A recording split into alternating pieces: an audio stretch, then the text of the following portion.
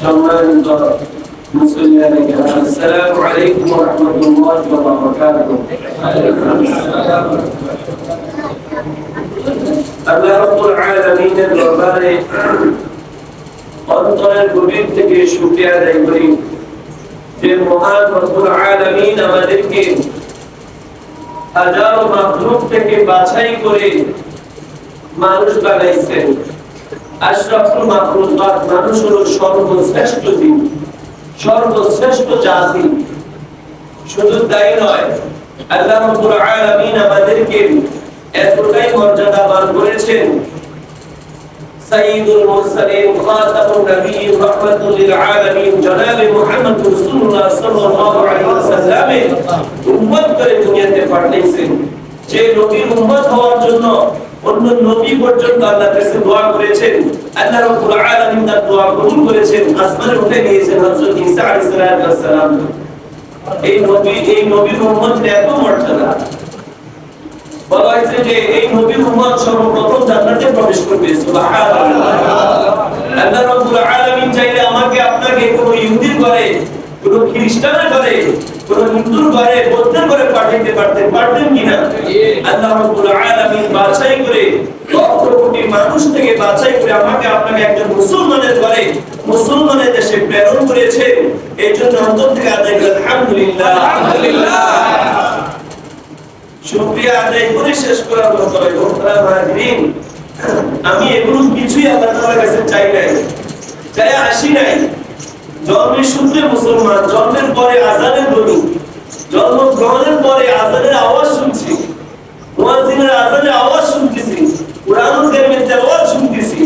মুহতারাম হাজিরিন, এমন জায়গায় আছে মুসলমান হিসেবে পরিচয় দিতে পারে না, আল্লাহর মসজিদে যে নামাজ পড়তে পারে না, রোজা রাখতে পারে না, কুরবানি করতে পারে না, বিয়ে শাদী করতে পারে না। মুহতারাম হাজিরিন, তাহলে আমার উপর আল্লাহ রাব্বুল আলামিনের একটু রহমত কিনা, দয়া। আল্লাহ রাব্বুল আলামিনের কাছে চাই নাই, কিন্তু আল্লাহ রাব্বুল আলামিন মডেল ভাবে দিয়েছেন, বলে দিয়েছেন সবকিছু, সমস্ত নিয়ামত দ্বারা ভরপুর করে দিয়েছেন। আল্লাহ রাব্বুল আলামিন কুরআনুল কারীমের মধ্যে বলেন, বান্দাকে আমি নিয়ামত দিয়েছি, যদি এই নিয়ামত পেয়ে শুকরিয়া আদায় করে, তাহলে আমি আল্লাহ রাব্বুল আলামিন তাদেরকে নিয়ামত আরো বাড়িয়ে দিব। সুবহানাল্লাহ। আরো প্রভাবে না বাড়াই দিবেন। মুহতারাম হাজিরিন, আমাদের কি আরো নিয়ামতের দরকার আছে? আছে, নিয়ামতের দরকার আছে। আল্লাহ রাব্বুল আলামিনের দয়া ছাড়া, নিয়ামত ছাড়া কোন মাখলুক, কোন প্রাণী এক সেকেন্ড পর্যন্ত দুনিয়ায় থাকতে পারবে না। আল্লাহ রাব্বুল আলামিন যদি কিছু সময়ের জন্য অক্সিজেন বন্ধ করে দেন, বায়ু বন্ধ করে দেন, বাতাস বন্ধ করে দেন, সমস্ত জীব নির্জীব হয়ে যাবে। তারা হাজিরিন, শুধু তাই নয়, আল্লাহ রাব্বুল আলামিন আমাকে আপনাকে হায়াত দিয়ে রমজানের মতো মাস দান করেছেন। এই মাস হলো গুনাহ মাফির মাস। এই মাসে আল্লাহ রাব্বুল আলামিন অসংখ্য অগণিত জাহান্নামীদেরকে জাহান্নাম থেকে মুক্তি দেন, জান্নাত নসিব করেন। সুবহানাল্লাহ। হাদিস শরীফের মধ্যে আছে, কমস কম প্রত্যেকদিন ৬০,০০০ জাহান্নামী ব্যক্তিকে জাহান্নাম থেকে মুক্তি দেন। সুবহানাল্লাহ। অসংখ্য অগণিত ব্যক্তিকে আল্লাহ রাব্বুল আলামিন গুনাহ মাফ করেন। ৮ ধরনের গুনাহগার ব্যক্তি ছাড়া আলোচনা হয়েছিল। মদখোর, জিনাখোর, পিতামাতার অবাধ্য সন্তান, এরকম মদ পানকারীদেরকে আল্লাহ রাব্বুল আলামিন খাঁটি তওবা ছাড়া মাফ করে না। এছাড়া সমস্ত গুনাহগারদেরকে আল্লাহ রাব্বুল আলামিন ক্ষমা করে দেন। মুহতারাম হাজিরিন, সেই রমজানের মতো আমি আপনি পেয়েছি। অনেক মানুষ ছিল গত রোজায়, রোজা রেখেছে, আমার আপনার মতো তারাবি নামাজ পড়েছে, ইফতার করেছে, কিন্তু আজকে তারা কবরবাসী হয়ে গেছে। আগামী রমজান আমি আপনি পাবো কিনা কেউ বলতে পারি না। হতে পারে রোজাও শেষ করতে পারবো না। আগামী রমজান আমার আপনার জুটবে কিনা নসিবে আল্লাহ রাব্বুল আলামিন জানেন। আমাকে মনে করতে হবে এটাই আমার আপনার জন্য শেষ রোজা, এটাই আপনার জন্য শেষ মৌসুম। রমজান প্রত্যেক মাসে আসে না, বছরে একবার আসে। মুহতারাম হাজিরিন, এজন্য বেশি বেশি শুকরিয়া আদায় করা আল্লাহ রাব্বুল আলামিনের। আল্লাহ রাব্বুল আলামিন নিয়ামত বাড়াই দিবেন। লা ইন শাকারতুম লাযীদান্নাকুম ওয়া লা ইন কাফারতুম মিন আযাবি লাশাদীদ। মুহতারাম হাজিরিন, আমি আপনাদের সম্মুখে কুরআনুল কারীম থেকে একটা আয়াত, রাসূল করিম সাল্লাল্লাহু আলাইহি ওয়াসাল্লামের অসংখ্য হাদিসের পাঠ থেকে একটা হাদিস তেলাওয়াত করেছি। এই আয়াত আর হাদিসের আলোকে অল্প কিছু আলোচনা করার চেষ্টা করব ইনশাআল্লাহ। আল্লাহ রাব্বুল আলামিন এই আয়াতের মধ্যে যাকাতের গুরুত্ব, ফজিলত, যাকাত দেওয়ার ব্যাপারে এর গুরুত্ব এবং যাকাত না দিলে ভয়াবহতা সম্পর্কে আলোচনা করেছেন। মুহতারাম হাজিরিন, যাকাত এটা আরবি শব্দ, এর অর্থ হলো বৃদ্ধি পাওয়া, পবিত্র করা। শরীয়তের পরিভাষা বলা হয় নেশাব পরিমাণ মালের মালিক কর্তৃক বছরান্তে সম্পদের নির্দিষ্ট অংশ নির্দিষ্ট খাতে ব্যয় করাকে যাকাত বলে। তারা মাজিদ এই যাকাতের গুরুত্ব রাসূল করিম সাল্লাল্লাহু আলাইহি ওয়াসাল্লাম বলেন, বুনিয়াল ইসলামু আলা খামসিন শাহাদাতি আল্লা ইলাহা ইল্লাল্লাহ ওয়া আন্না মুহাম্মাদার রাসূলুল্লাহ ওয়া ইকামিস সালাতি ওয়া ইতাইজ যাকাতি ওয়াল হজ্জি ওয়া সাওমি রমাদান। ইসলামের পাঁচটি খুঁটি রয়েছে, পাঁচটি স্তম্ভ রয়েছে। তোমাদের যেভাবে ঘরের মধ্যে খুঁটি রয়েছে, খুঁটি ছাড়া ঘর টিকে থাকতে পারে না। রাসূল করিম সাল্লাল্লাহু আলাইহি ওয়াসাল্লাম বলেন, ইসলাম ধর্মটাও, ইসলাম নামক দিনটাও পাঁচটি খুঁটির উপর নির্ভরশীল। তার মধ্যে এক নম্বর খুঁটি হলো কালিমায়ে তাওহীদ, ঈমান। দ্বিতীয় খুঁটি হলো নামাজ। তিন নম্বর খুঁটি হলো যাকাত। চার নম্বর খুঁটি হলো হজ। পাঁচ নম্বর খুঁটি হলো রমজান মাসের রোজা। তারা মুহাজিরিন, প্রথম খুঁটি ঈমান। এটা তো আমরা সকলেই ঈমান এনেছি আল্লাহ রাব্বুল আলামিনের উপর, পরিপূর্ণ ঈমান রেখেছি আমরা। দ্বিতীয় খুঁটি হলো নামাজ। নামাজ তো আমরা পড়ি আলহামদুলিল্লাহ। তৃতীয় খুঁটি হলো যাকাত, তারপরে হজ, তারপরে রমজান মাসের রোজা। রোজা তো রাখতেছি। হজ যাদের ফরজ হয়, সম্পদ আছে, তারা তো করতেছে। তারা মুহাজিরিন, ইসলামের তিন নম্বর খুঁটি হলো যাকাত। এটা ইসলামের স্তম্ভ, ইসলামের খুঁটি। এর উপর ইসলাম টিকে আছে। বলা হয় যে এই পাঁচটা বস্তুকে খুঁটি এর জন্য বলা হয়েছে। ঘরের মধ্যে খুঁটির গুরুত্ব কত বেশি। বলা হয় যদি খুঁটি না থাকে তাহলে ঘর টিকে থাকতে পারে না। যদি পাঁচটা খুঁটির মধ্যে একটা খুঁটি না থাকে তাহলে ওই সাইডটা দুর্বল হয়ে থাকে। তাহলে এক সময় এই ঘর দুর্বল হয়ে পড়ে যায়, ডুবে যায়। ঠিক তদ্রূপভাবে এই পাঁচটা খুঁটির মধ্যে যদি কোনো একটা খুঁটি আমার আপনার মধ্যে না থাকে তাহলে আমার ইসলামের কোন দুর্বল হয়ে থাকে, যে কোনো একটা জাগতিতে পড়ে যাবে।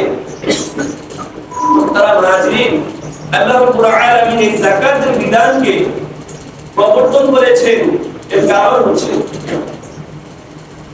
আল্লাহ রাব্বুল আলামিনের সাথে বান্দার সম্পর্ক হয় দুইটা জিনিসের মাধ্যমে। এক নম্বর হলো আল্লাহ রাব্বুল আলামিনের সাথে সম্পর্কে গভীর সম্পর্ক জোড়া। দুই নম্বর হলো বান্দার সাথে সুসম্পর্ক রাখা। আল্লাহর সাথে গভীর সম্পর্ক হয় ইবাদতের মাধ্যমে, নামাজের মাধ্যমে। আর বান্দার সাথে সুসম্পর্ক হয় দানের মাধ্যমে, যাকাতের মাধ্যমে। এই জন্য আল্লাহ রাব্বুল আলামিন কুরআনুল কারীমের 32 জায়গায় যাকাতের কথা বলেছেন। আর নামাজ এবং যাকাতের একত্রে একসাথে 28 জায়গা উল্লেখ করেছেন। আল্লাহ রাব্বুল আলামিন কুরআনুল কারীমের মধ্যে বলেন, ওয়া আকিমুস সালাতা ওয়া আতুস যাকাত। তোমরা যাকাত প্রদান করো, নামাজ কায়েম করো এবং যাকাত প্রদান করো। সূরা মুজাম্মিলের 20 নম্বর আয়াত। সূরা বাকারার মধ্যে আল্লাহ রাব্বুল আলামিন বলেন, আলিফ লাম মিম যালিকাল কিতাবু লা রাইবা ফীহ। এটা এমন একটা কিতাব যার মধ্যে কোনো সন্দেহ, কোনো সংশয় নাই। হুদাল লিল মুত্তাকিন, এটা মুত্তাকিনদের জন্য হেদায়েত স্বরূপ। মুত্তাকি কারা? আল্লাযীনা ইউমিনুনা বিল গায়বি, যারা অদৃশ্যে ঈমান রাখে, না দেখেও ঈমান রাখে। ওয়া ইউকিমুনাস সালাতা, নামাজ কায়েম করে। ওয়া মিম্মা রাযাকনাহুম ইউনফিকুন, আমি যে রিজিক প্রদান করেছি তা থেকে আল্লাহর রাস্তায় ব্যয় করে। এরাই হলো মুত্তাকিন। আর এই মুত্তাকিনদের জন্যই হলো কুরআন হেদায়েত। তারা মুহাজিরিন, এভাবে আল্লাহ রাব্বুল আলামিন কুরআনুল কারীমের 32 জায়গায় যাকাতের কথা আর 28 জায়গায় নামাজ এবং যাকাতের কথা একত্রে উল্লেখ করেছেন। وأقرضوا الله قرضا حسنا وأقرضوا الله قرضا حسنا قلنا آية الله رب العالمين বলেন وأقيموا الصلاة وآتوا الزكاة নামাজ কায়েম করো যাকাত প্রদান করো وأقرضوا الله قرضا حسنا আল্লাহ রাব্বুল আলামিনকে তোমরা কর্জে হাসানা দাও, ঋণ দাও, উত্তম কর্জ দাও, উত্তম ঋণ দাও। আল্লাহ রাব্বুল আলামিন এই যাকাতকে, দানকে ঋণ হিসাবে চাইছেন। ঋণ কাকে বলে ভাই? আমি কাউকে ঋণ দিলাম, অর্থাৎ আমি তাকে এই টাকার সাময়িক মালিক বানাই দিলাম, আবার সে তার প্রয়োজন শেষ হয়ে গেলে সে আমাকে এটা পরিশোধ করে দিবে, এটা আমারটা আমিই পাবো। আল্লাহ রাব্বুল আলামিন বলতেছেন যাকাত দেওয়ার অর্থ হলো এটা তোমার জন্যই, অর্থাৎ এটা তুমি আমাকে ঋণ হিসাবে দিবা। এর বিনিময়টা কি হবে? ওমা তুকদ্দিমু লিআনফুসিকুম, এটা তো তুমি তোমার নিজের জন্যই অগ্রগামী করেছো। মিন খায়রিন তাজিদুহু ইনদাল্লাহ, এটা আল্লাহ রাব্বুল আলামিনের কাছে আবার পুরোপুরি পেয়ে যাবে। এই দানটা তুমি আবার পেয়ে যাবে। আল্লাহ রাব্বুল আলামিনকে তুমি দিয়েছো তা তোমার নিজের জন্য। ওয়া খায়রু ওয়া আযমা আজরা, এটাই শ্রেষ্ঠ এবং প্রতিদানের দিক দিয়ে উত্তম। ওয়াস্তাগফিরুল্লাহ, আল্লাহ রাব্বুল আলামিনের কাছে বেশি বেশি করে ক্ষমা প্রার্থনা করো। ইন্নাল্লাহা গফুরুর রহিম। মুহতারাম মুহাজিরিন, তো আল্লাহ রাব্বুল আলামিন এই আয়াতের মধ্যে বলেছেন যাকাত তো দিব, তো দিলে লাভটা কি এই লাভের কথা বলে দিয়েছেন। অর্থাৎ লাভ হলো এটা তোমার জন্য, এটা খরচ নয়, এটা অপচয় নয়, এটা লস নয়, বরং এটা তুমি তোমার জন্যই দিলা, এটা তুমি আবার পুরোপুরি আল্লাহ রাব্বুল আলামিনের কাছে গচ্ছিত পেয়ে যাবে। মুহতারাম মুহাজিরিন, এই যাকাত, এই দানটা আল্লাহ রাব্বুল আলামিন নিজ হাতে গ্রহণ করেন।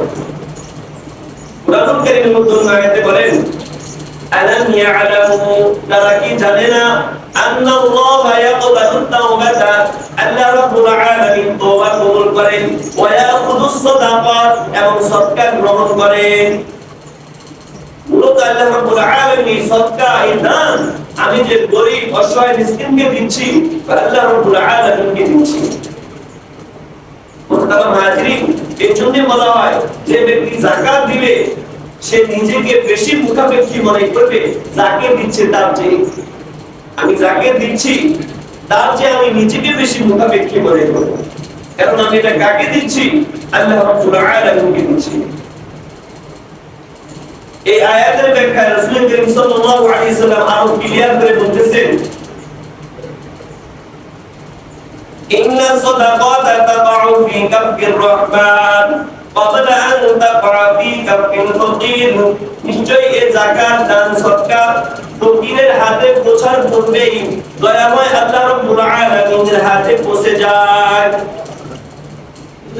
আমি যে দিচ্ছি ওই অভাবী মিসকিন গরীব ব্যক্তির হাতে পৌঁছার আগে কার হাতে পৌঁছে? আল্লাহ রাব্বুল আলামিনের হাতে পৌঁছে।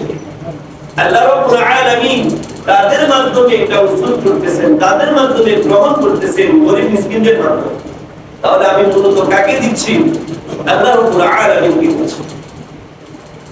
মুহতারাম হাজিরিন, এজন্য যাকে দেব খুব সম্মানের সাথে দেব, বেইজ্জতির সাথে না, জিল্লাতির সাথে না।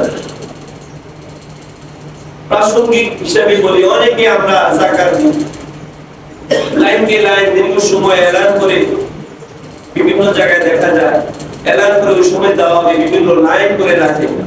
তারপরে কি করে সবচেয়ে নিম্ন মানের যে কাপড়টা, যে লুঙ্গিটা বেচারা এক মাসও পড়তে পারে, এরকম ধরনের 150-200 টাকা দামের কাপড় এনে, লুঙ্গি এনে তারপরে লাইন ধরে এটাকে দেওয়া হয়। বিভিন্ন সময় দেখা গেছে যে এই যাকাতের কাপড় এবং লুঙ্গি নিতে গিয়ে মানুষ পিষ্ট হয়েছে, মারাও গিয়েছে।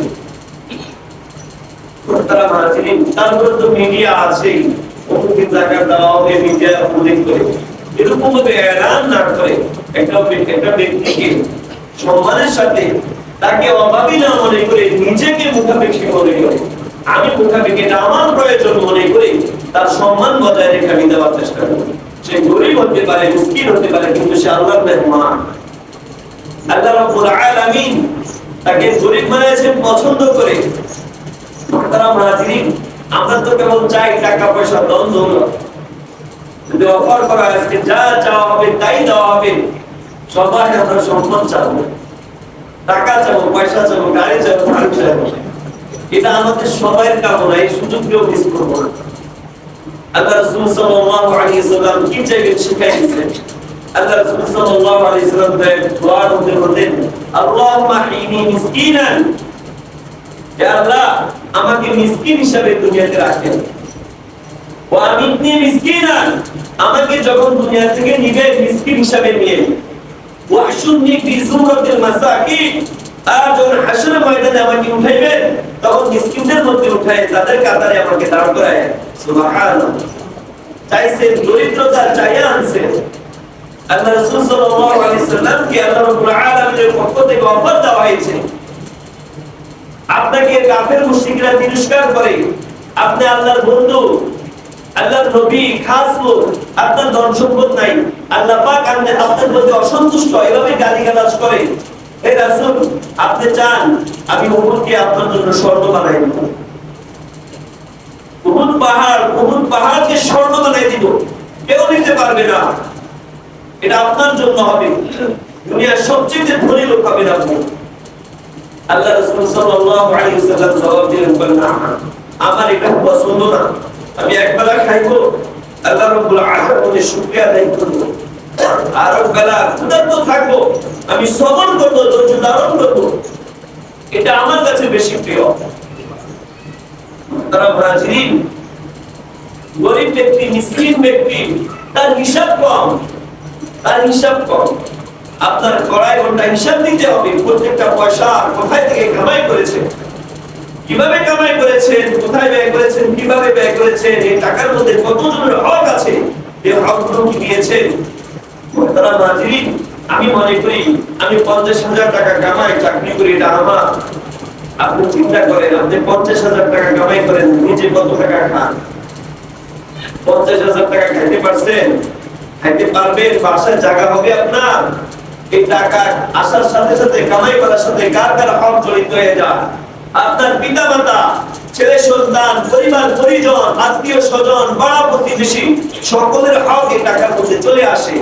আপনি দেন বা না দেন, হক অবশ্যই আছে, এই দায়বদ্ধতা আপনার আছে, এর হিসাব আপনাকে দিতে হবে। তারা মুহাজিরিন, তাহলে এটা আমার নয়, আল্লাহ রাব্বুল আলামিনের পরীক্ষা, এই সম্পদ আল্লাহ রাব্বুল আলামিনের পরীক্ষা, আজকে আমার হাতে, কালকে আরেকজনের হাতে। যে কথা বলতেছিলাম, এই দান সদকা মূলত আমরা আল্লাহ রাব্বুল আলামিন কি দিচ্ছি, আল্লাহ রাব্বুল আলামিন নিজ হাতে সেটাকে গ্রহণ করছেন। মুহতারাম মুহাজিরিন, আল্লাহ রাব্বুল আলামিন কুরআনুল কারীমের মধ্যে প্রথমে বলেছেন যাকাত দেওয়ার ব্যাপারে উৎসাহ প্রদান করেছেন, তারপরে এটাকে ঋণ হিসেবে চাইছেন, তারপরে এর লাভ সম্পর্কে বলতেছেন। সূরা বাকারার মধ্যে আল্লাহ রাব্বুল আলামিন ইরশাদ করেন, এই যাকাত দিলে, দান সদকা করলে কি লাভ। আল্লাহ রাব্বুল আলামিন ইরশাদ করেন, মাতালুল লাযীনা ইউনফিকুনা আমওয়ালাহুম ফী সাবিলিল্লাহ, ওই সকল লোকদের দৃষ্টান্ত হলো এরূপ যারা আল্লাহর রাস্তায় তাদের উপার্জিত সম্পদকে খরচ করে।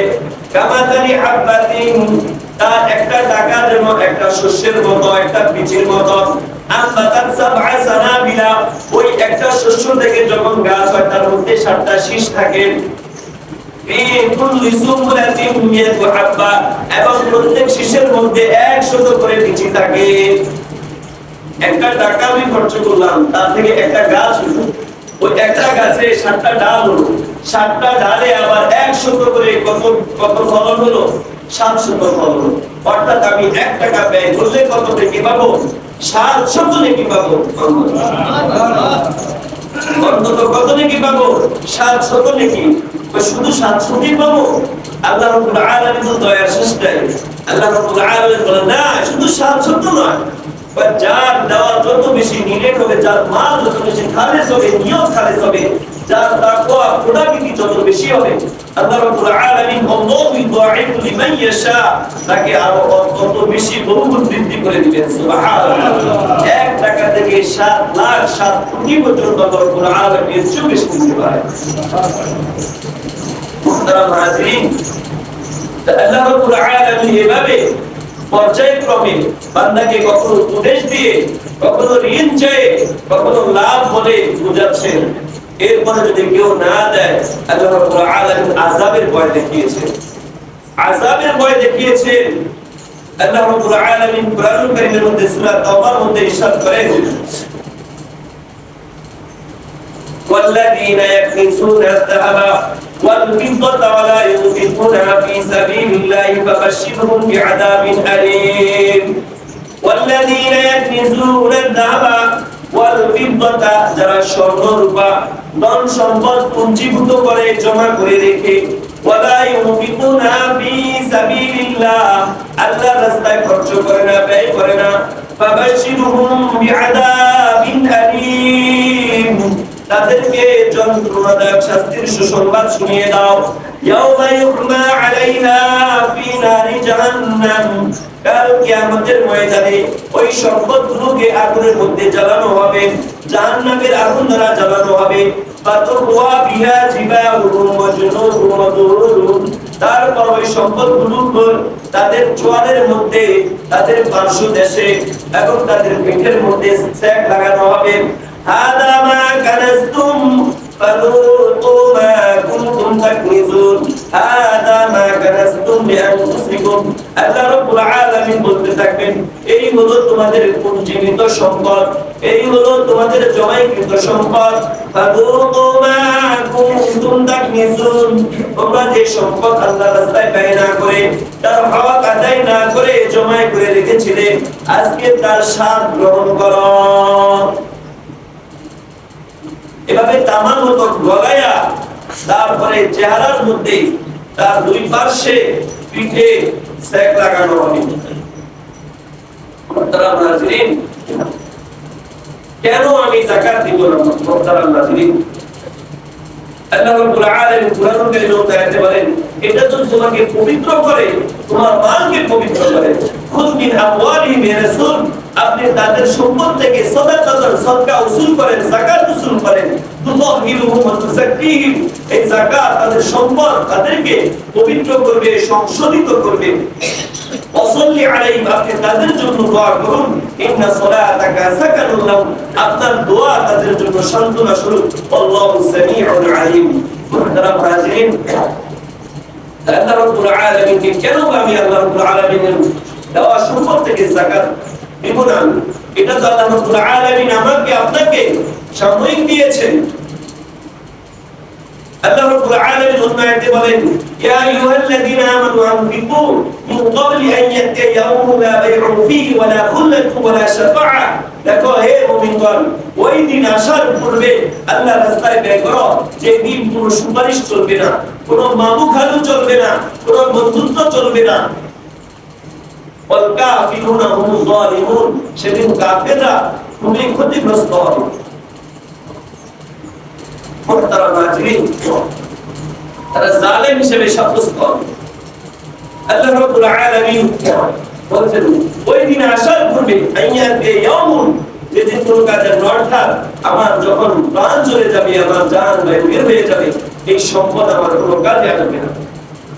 মুহতারাম হাজিরিন, যাদের হকগুলো আদায় করি নাই, তাদের হকগুলোর হিসাব আমাকে দিতে হবে।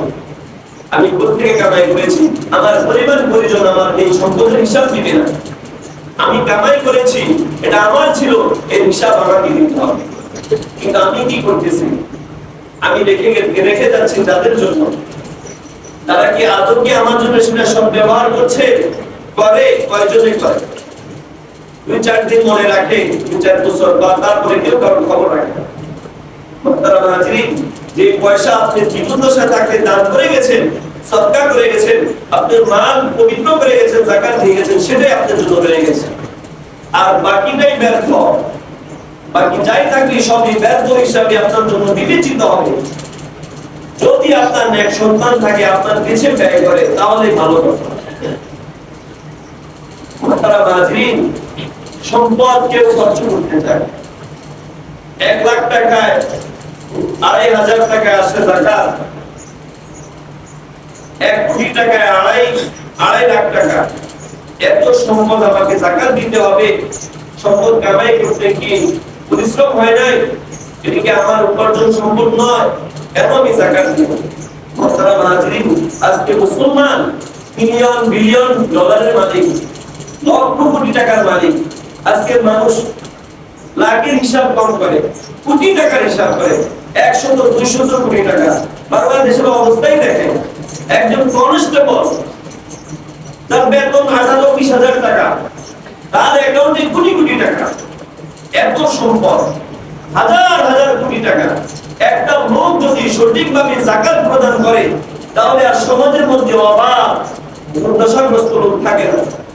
মুহতারাম হাজিরিন, আজকে মানুষ দারিদ্রতার কষাঘাতে ধর্মান্তরিত হচ্ছে, ইমানকে বিক্রি করতেছে এনজিওদের কাছে। টাকা পয়সার লোভে মানুষ খ্রিস্টান হয়ে যাচ্ছে। আর্থিক সমস্যার কারণে মানুষ নিজের ইমানকে টিকিয়ে দিচ্ছে। এই দায়ভার আমাকে আপনাকে দিতে হবে।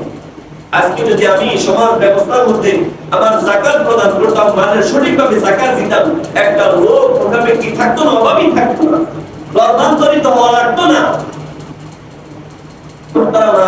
অসংখ্য অগণিত লোক এভাবে ধর্মান্তরিত হচ্ছে। ছোট্ট একটা ঘটনা বলি, যেটা আমাদের সচক্ষে হয়েছে। আমি যে জায়গায় পড়াশোনা করেছি, আমার একজন ওস্তাদ ওই এলাকার একজন কেন্দ্রীয় মসজিদের প্রতি ইমামত করতেন। তিনি যে জায়গায় কোয়ার্টারে থাকতেন, যে ফ্ল্যাট বাড়িতে বাসা থেকে, পাশের ফ্ল্যাটে এক লোক থাকতো। একটা নতুন লোক আসছে, একটা সাথে মেয়ে নিয়ে। মেয়েটার বয়স হবে সর্বোচ্চ 18 থেকে 20, আর ওই লোকটার বয়স হবে 40, 35 থেকে 40। সাথে দেখো ঘরে সামানা পত্র কিছু নেই, একটা পার্টি আর 2টা ভাত রান্না করার জন্য অল্প একটা পাত্র, আর কিছু নেই। একটু থাকার জন্য খেতে হবে, তাই এর কিছু নেই, কোনো ফার্নিচার নেই। পাশের ফ্ল্যাটে আমার ওস্তাদ বলতেছেন যে আমার ওয়াইফ সাথে বাসায় থাকে, ওই মেয়েটা মাঝে মধ্যে একা থাকে, এর জন্য তার কাছে যায় একটু আলোচনা করে, তাকে বাসায় আসতে বলে। কিন্তু সে হুজুরের বাসায় আসে না। হুজুর ওয়াইফ বলে আমি চাই ওখানে যে কথা বলবো। তো অনেকদিন চলে গেল, হুজুর বলতেছেন আমার ওয়াইফ ভাবছে যে এটা হলো ওই লোকের মেয়ে। একদিন জিজ্ঞেস করলো কৌশলবশত যে তোমার বাবা কোথায়? বাবা সারাদিন বাড়িতে থাকে না, কোথায় থাকে? পরে কয়ে বাবার আমার বাবা না। জিজ্ঞেস করলেন কে? উনিকে তুমি কার সাথে থাকো, তাহলে কি হয় তোমার? তো বলতেছে কয়ে থাক, বাদ দেবো, তোরা বলা থাকবে না, বলতে চায় না। তো অনেক বুঝাইলেন, বলো দেখ কি হয়, তুমি নিয়ে তোমার বাবা না, তোমার ভাইও তো মনে হয় না, আগে থাকো এইভাবে। তখন মেয়েটা অনেকক্ষণ কাঁদার পরে বলতেছে আমি আমার কেউ নন, আত্মীয় স্বজন নন, আমরা আমাদের ধর্ম প্রচারের জন্য একসাথে ওনার সাথে আমি থাকি। আমি চুক্তিবদ্ধ ওনাদের ধর্ম প্রচারের জন্য, খ্রিস্টান ধর্ম প্রচার করার জন্য। আমি মুসলমান ছিলাম, আমার বাবা আমাকে বিক্রি করে দিয়েছে, তাদেরকে দিয়ে দিয়েছে, আমি তাদের সেবক হিসাবে থাকি। খ্রিস্টানদের গির্জায় এরকম তারা তাদের সন্তানদেরকে অক্ষ করে দেয়, দান করে দেয়, এটা তাদের ধর্ম প্রচারের জন্য এটা দিয়ে দিব। ওটা গির্জায় বড় হয়, গির্জায় থাকে, ওখানেই তার জীবন, ওটাই তার শেষ। তো মেয়ে ওই লোকের সাথে থাকে, ধর্ম প্রচার করে। তারপরে এটা হলো দিনের ঘটনা। তারপরে রাত গেল, সকালবেলা থেকে আর নাই, চলে গেছে। তো এরকম ভাবে, এটা ঢাকা শহরের কথা বলতেছি আমি, সাইদপুর, নারায়ণপুর। তো এটা প্রকাশ পেয়েছে। আরেকটা নিউজ পাই জায়গা আমরা পেলাম, মসজিদের ইমাম 12 বছর ধরে ইমামতি করছে, খ্রিস্টান ধর্ম প্রচার করতেছে। মুহতারাম হাজিরিন, এদেরকে ছোটবেলা বাবা মা বিক্রি করে দিয়েছে টাকার বিনিময়ে। বাবাকে ভালো একটা চাকরি দিয়েছে, মাকে একটা চাকরি দিয়েছে, একটা টিউবওয়েল দিয়েছে, কল দিয়েছে, থাকার জন্য একটা কুড়ে ঘর দিয়েছে। এর জন্য তারা অনন্তকালের জন্য জাহান্নামকে কিনে নিয়েছে। নাউজুবিল্লাহ। জাহান্নাম খরিদ করে নিয়েছে দুনিয়ার বিনিময়, টাকার বিনিময়। মুহতারাম হাজিরিন, এর দায়ভার কার? আমার সমাজের লোক, আমার পাড়া প্রতিবেশী আজকে ধর্মকে, তার দ্বীনকে বিক্রি করে দিচ্ছে, তার ঈমানকে বিক্রি করে দিচ্ছে, অনন্তকালের জন্য জাহান্নামকে খরিদ করছে। এর দায়ভার কার? কে নিবে? আজকে যদি আমরা ইসলামের দিক নির্দেশনা মোতাবেক চলতাম, ইসলামিক বিধিবিধান মোতাবেক চলতাম, মুহতারাম হাজিরিন, আপনি নিজে চিন্তা করেন, লক্ষ কোটি টাকার মালিক যারা আজকে বাড়ি গাড়ি, স্বভাবত কত বাড়ি বাড়ি অভাব নাই, কয়জনে আমরা টাকা ঠিক মতো আদায় করতে পারি? মুহতারাম হাজিরিন, কোনো অভাবী লোক থাকবে যদি আমরা টাকা ঠিক মতো দিই? যে মিলিয়ন বিলিয়ন মালিক একজনও যাকাত দেয় না। মুহতারাম হাজিরিন, না বলবো না, একজনের কথা বলি। আমি তারাবি নামাজ পড়াইছি তো চকবাজারে অনেক বছর ছাত্র অবস্থা। তো এখানে ওখানকার এক এমপি সাহেব, উনি অনেক মসজিদের সভাপতি। তো মসজিদে মাশাআল্লাহ করছেন, এসি লাগবে, এক দুইতলা, প্রথম তলা এসি, তিনতলা এসি লাগবে, মাশাআল্লাহ করে। অনেক টাকার মালিক, অনেক বাড়ির মালিক, স্বতন্ত্র প্রার্থী ছিল। এখন কারাগারে আছে, কারাগার থেকে বড় মুক্তি পাইছে। যাই হোক, তো বললো যে কি করা যায়? আজি সাহেব বিশ্বাস বলছে যে এসি তো দরকার, কেমনে ম্যানেজ করা যায়? চকবাজারের মতো ওনার 40টার উপর শুধু বাড়ি, কেরানীগঞ্জ থেকে নিয়ে এদিকে 40টার উপরে বাড়ি, মেল ফ্যাক্টরি, টাইগার সিমেন্ট থেকে নিয়ে কম কিছু নয়। একজনে বলতেছে সাহস করে 5 মিনিটের লেগে পরামর্শ করা লাগে, দুটো এসি তো আপনি দিতে পারেন। কি কইলা? কি কইছ? আমি আমার যে সম্পদ, আমার পুরো পেশাব করে জায়গা দেওয়া হয় নাই, এরপর পেশাব করে এরপর পেশাব করার জায়গা হয় নাই। মুহতারাম হাজিরিন, কি হইল? কয়েক বছর পর সরকার সব নিয়ে গেল, সব নিয়ে গেল। সকালবেলার জমি আর বিকালবেলার জমি। মুহতারাম হাজিরিন, এত জায়গা লাগে আমার আপনার পেশাব করতে, টাকা খরচ করার, ব্যয় করার লোকটা জায়গায় পায় না। মুহতারাম হাজিরিন, মানুষ খাইতে পায় না। আজকে মানুষ দুর্দশাগ্রস্ত, মুসলমানদের দ্বারা আজকে নির্যাতিত। আজকে মুসলমানদের দ্বারা নির্যাতিত। আমি মানুষকে পিষ্ট করে সম্পদ কামাই করতেছি, অনেকে তো হালাল ভাবেও কামাইতে পারি না, জোর জবরদস্তি করে দখল করতেছি, মানুষকে নিঃস্ব করে দিচ্ছি। যেখানে আমার দরকার ছিল সহযোগিতার হাত বাড়িয়ে দেওয়া, মানুষকে বিলিয়ে দেওয়া, সেখানে আমি মানুষটাকে কুক্ষিঘাত করছি, মানুষটাকে চুর করে নিচ্ছি মানুষের সম্পদ। মুহতারাম হাজিরিন, আজকে দারিদ্রতার এই অবস্থা, মুসলমানদের এই অবনতি আমাদের চরিত্রের অবক্ষয়ের কারণ। মুহতারাম হাজিরিন, আপনি ঠিক হয়ে যান, আমি ঠিক হয়ে যাই, ইনশাআল্লাহ সমাজ ঠিক হয়ে যাবে। যখন সমাজ ঠিক হয়ে যাবে, দেশ ঠিক হয়ে যাবে, রাষ্ট্র ঠিক হয়ে যাবে। মুহতারাম হাজিরিন, তাহলে আমার আপনার সকলেরই যাকাত দেওয়া প্রয়োজন কিনা? মুহতারাম হাজিরিন, দান সদকা যাদের উপর আপনার যাকাত আসে না, যাকাত ফরজ হয় নাই, এরকম আছে অনেকে। যাকাতের ব্যাপারে বলি, যাকাত হলো সুস্থ মস্তিষ্ক বালিগ মুসলমান নেশাব পরিমাণ মালের মালিক 1 বছর অতিক্রান্ত হওয়ার পর 2.5% সম্পদের যাকাত আছে। আর স্বর্ণের হলো 7.5 করি, রূপার 52 তোলা। যদি ওই পরিমাণ স্বর্ণ না থাকে, কিন্তু কিছু স্বর্ণ, কিছু রূপা, কিছু সম্পদ আছে, মিলে যদি কোনো একটা মধ্যে সম পরিমাণ হয় রূপা বা স্বর্ণে, তাকে যাকাত দিতে হবে। এখানে একটা বিষয় হলো মুহতারাম হাজিরিন, শুরু খেয়াল করে শুনবেন, নিত্য প্রয়োজনের অতিরিক্ত হবে ব্যবসার গাড়ি, ফ্যাক্টরি, বাড়ি, ব্যবসার উৎস যেগুলো, এগুলি ছাড়া, আমার গাড়ি আছে, বাড়ি আছে, ফ্যাক্টরি আছে, ব্যবসার উৎস এগুলো ছাড়া উপার্জিত সম্পদের উপর। এখন কথা হলো, নিত্য প্রয়োজনীয় জিনিসের অতিরিক্ত আসবাবপত্র যার আছে তাকে যাকাত দিতে হবে। নিত্য প্রয়োজনীয় বলতে আমি কি বুঝি? আগে কি মানুষ ফ্রিজ ছাড়া চলছে না? ফ্রিজ নিত্য প্রয়োজনীয় না, নিত্য প্রয়োজনীয় ফ্রিজ না। 1 লাখ টাকা দামের খাট, এটা নিত্য প্রয়োজনীয় না। 1 লাখ টাকা দামের সোফা, এটা নিত্য প্রয়োজনীয় না। এটা যাকাতের অন্তর্ভুক্ত হবে, এর হিসাব করে যাকাত দিতে হবে। 14-15,000 টাকা দিয়ে খাট হলেই হয়, এটা হলো প্রয়োজন। যেটা প্রয়োজন কাকে বলে? যেটা না হলেই নয়, সেটাকে বলে প্রয়োজন। আমি খাই কিসের জন্য ভাই? আমার জানের প্রয়োজন, না খেলে আমি টিকতে পারবো না। যতটুকু খাইলে টিকতে পারবো ততটুকু প্রয়োজন বলে একটু সহজ করে বলবো। মানুষের মৃত জানোয়ার খাওয়া তখন যায় জানেন? মৃত প্রাণী আমাদের জন্য হারাম, ইসলাম ধর্মে। কিন্তু একটা সময় মৃত প্রাণী দুষ্ট খাইতে পারে, যদি তার প্রাণ বের হয়ে যাওয়ার আশঙ্কা হয়, হালাল খাদ্যের আর কোনো ব্যবস্থাপনা না থাকে, তখন ওই জানটা টিকায় রাখার জন্য ওই পরিমাণ খাইতে পারবে, পুরো গরু খাইতে পারবে। যে সুযোগ তো পাইছেন ধরা গরু পুরোটা খাবো না, শুধু জানটা টিকা থাকতে পারে, কতটুকু খাইতে পারে, এটাকে বলে প্রয়োজন।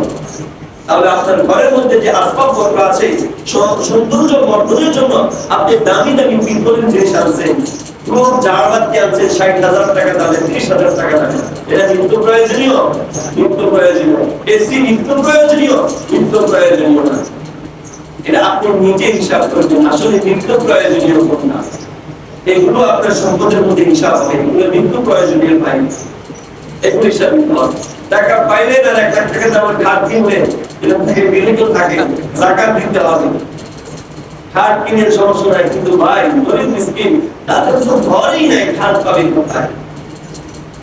তো নিত্য প্রয়োজনীয় বাইরে অতিরিক্ত যেটা আছে এর যাকাত আমাকে দিতে হবে ১ বছর জীবন হওয়ার পর। জামা কাপড়েরও আসবে দামি দামি জামা ২০,০০০ ২৫,০০০ টাকা দাম, এটা নিত্য প্রয়োজনীয় অতিরিক্ত, এর যাকাত আমাকে দিতে হবে। যদি আমার কথা ক্লিয়ার না হয়, একজন বিজ্ঞ আলেমের কাছে জিজ্ঞেস করে স্পষ্ট করে তারপরে যাকাত প্রদান করবেন, এটা আমার অনুরোধ। যাকাত প্রদান করেন ভাই, দেখতেছেন চোখের সামনে ক্ষমতার মালিক, যার কথা ইশারা ৩ লাখ সেনাবাহিনী উত্তরপ্রস্ত, হাজার হাজার পুলিশ উঠা বসা করে, র্যাব বাহিনী উঠা বসা করে, মুহূর্তের মধ্যে সব শেষ, ক্ষমতা শেষ, মুহূর্তের মধ্যে সব শেষ। আজকে সম্পদ আছে, আল্লাহ রাব্বুল আলামিন পরীক্ষা করতেছেন, কালকে নাও থাকতে পারে। দিয়ে যাকাত দেন, এটা গরিবের হক, আল্লাহ রাব্বুল আলামিন কি দেন? আপনি নিজের জন্য দেন। কত লাভ কোটি বর্ণনা করা হয়েছে। মুহতারাম নাযরিন, এই যাকাতের কথা আজকে আলোচনা করার প্রয়োজন ছিল, এজন্য বললাম। রমজানের ফাজাইল সম্পর্কে আমরা অনেক আলোচনা করেছি। আল্লাহ রাব্বুল আলামিন আমাদেরকে রমজান নসিব করেছেন, আমরা সর্ব লাইনে রমজানে একটা ইবাদতের মধ্যে বেশি বেশি ইবাদত করব। বিশেষ করে প্রত্যেকদিন অন্তত 10 বার হলে ইস্তিগফার পাঠ করব, আল্লাহ তাআলার কাছে ক্ষমা চাইব। আল্লাহ আগামী রমজান নাও পাইতে পারে, এখন মানুষ বলার জন্য পাই, এখন না সব সময় কিন্তু আমার প্রয়োজন আছে। কার কখন হায়াত শেষ হয়ে যায়, চলে যায়, আগামী রমজান পাই কিনা, এই জন্য বেশি বেশি ইস্তিগফার পাঠ করব, আল্লাহ তাআলার কাছে ক্ষমা চাইব। ক্ষমা চাওয়ার জন্য ওলামায়ে কেরামের দরকার আছে না। আপনি যে ভাষায় পারেন, যেভাবে পারেন, আল্লাহ তাআলার কাছে হাত তুলে ক্ষমা চান, ভিক্ষা চান, আল্লাহ রাব্বুল আলামিনের কাছে আশ্রয় চান, জান্নাত চান। আল্লাহ রাসূল সাল্লাল্লাহু আলাইহি ওয়াসাল্লাম বলেন, দুইটা জিনিস না চাইলেই নয় আল্লাহ এই রমজানে, একটা হলো জাহান্নাম থেকে মুক্তি, আর একটা হলো জান্নাত চাওয়া। আমরা চাইব। আর যখন আমরা সেহরি খেতে উঠি, তখন ভাই আমরা সেহরির আগে উঁচু করে ২-৪ রাকাত আমরা তাহাজ্জুদ নিয়ে নফল নামাজ পড়ব। ইনশাআল্লাহ বেশি বেশি করে ইবাদত করেন। কোরআন কারীমের আলোচনা গত জুমায় করেছিলাম, ভাই যারা কোরআন পড়তে পারি না, কোরআন শুনি, তারাবিতে এসে কোরআন শুনি। প্রথম দিন তো মুসল্লিরা জায়গা পায় না, শেষ পর্যন্ত রাস্তায় পর্যন্ত আস্তে আস্তে কমতে কমতে এখন মুসল্লি খুঁজে পাওয়া যায় না। ভাই কোরআনের মহব্বতে কোরআন পড়তে জানি না, পড়তে পারি না, শিখি নাই, শিখতেও চাই নাই, একটা মাস অন্তত শুনতে তো পারি। তারাবির নামাজ আমরা অংশগ্রহণ করি, যারা দূরে চলে গেছে আবার ফিরে আসি, মসজিদ আগের মতো ভরপুর করে আমরা তারাবির নামাজ পড়ি। আল্লাহ রাব্বুল আলামিন আমাদের সকলকে যতটুকু আলোচনা করবেন আমল করার তৌফিক দান করুন। ওয়া আখিরু দাওয়ানা আলহামদুলিল্লাহি রাব্বিল আলামিন।